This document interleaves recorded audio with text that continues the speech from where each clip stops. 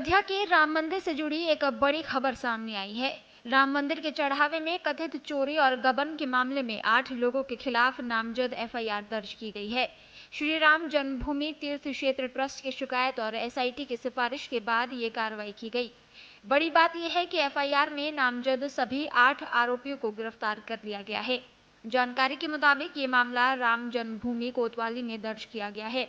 FIR में जिन लोगों के नाम शामिल हैं उनमें रमाशंकर यादव उर्फ टिन्नू यादव, अनुकल्प मिश्रा, अविनाश शुक्ला, मनीष यादव, रमाशंकर मिश्रा, सुभाष, करुणेश और लवकुश मिश्रा के नाम शामिल हैं। बताया जा रहा है कि अनुकल्प मिश्रा और लवकुश मिश्रा नोटों की गिनती का काम करते थे, वहीं सुभाष काउंटिंग इंचार्ज की जिम्मेदारी संभाल रहे थे। शुरुआती जांच में सामने आए तथ्यों के आधार पर इन सभी लोगों के खिलाफ कार्रवाई की गई है। श्री राम जन्मभूमि तीर्थ क्षेत्र ट्रस्ट की ओर से श्री कृष्ण मोहन की शिकायत पर यह मामला दर्ज हुआ है। इस पूरे विवाद में 3 बड़े आरोप बताए जा रहे हैं। पहला आरोप है कि मंदिर परिसर की दान पेटियों में आने वाले कैश और चढ़ावे को बिना एंट्री गायब किया गया। दूसरा आरोप है कि ये लोग मिलकर एक गिरोह की तरह काम कर रहे थे और सीसीटीवी कैमरों की नजर से बचकर चढ़ावे की गिनती करते थे।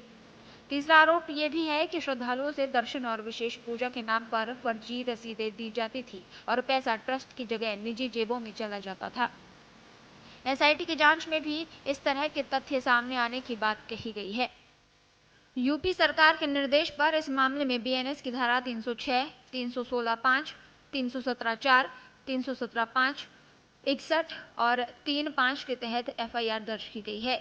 इन धाराओं में चोरी, चोरी में मदद, गबन, धोखाधड़ी, आपराधिक साजिश और विश्वासघात जैसे गंभीर आरोप शामिल हैं। कानूनी जानकारों के अनुसार अगर आरोप अदालत में सिद्ध होते हैं तो आरोपियों को कड़ी सजा हो सकती है। कुछ धाराओं में आजीवन कारावास तक का प्रावधान भी बताया जा रहा है। इस मामले के सामने आने के बाद राजनीतिक बयानबाजी भी तेज हो गई है।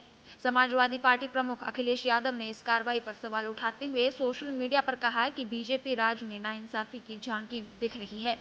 उन्होंने आरोप लगाया कि पहले एसआईटी के बहाने सबूत साफ किए गए होंगे और बड़ी मछलियों को बचाने की कोशिश की गई होगी।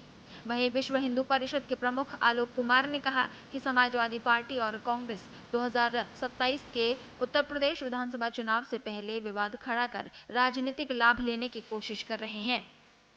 यह मामला पहली बार 7 जून को राजनीतिक बहस का विषय बना था। उस समय अखिलेश यादव ने अदालत से इस मामले का संज्ञान लेने की मांग भी की थी।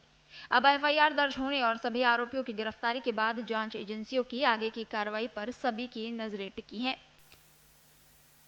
राम मंदिर के चढ़ावे से जुड़े इस कथित गबन मामले में फिलहाल 8 लोगों को गिरफ्तार किया गया है, लेकिन कहा जा रहा है कि आने वाले दिनों में और गिरफ्तारियां भी हो सकती हैं।